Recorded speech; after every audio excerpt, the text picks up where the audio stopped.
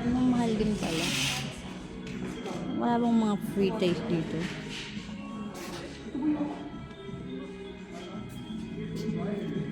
Ayan ang mga chocolate factory.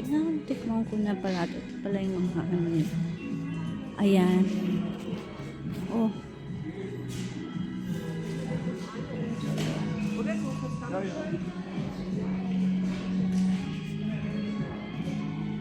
Ayan pala. Ito yung pala tinatawag ng chocolate factory.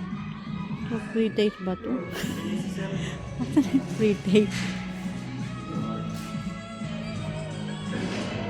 Ayan. Tapos, lipstick. Chocolate factory. Ayan. Ganun lang siya. Pero mahal din. Dahil inano nila eh. Ayan, Belgium. Hello, chocolate factory nila. Oo nga, wala ko yan oh. Naghanap nga ako eh. Wala bang ano? Walang... Ano ba to? Libreng tikim?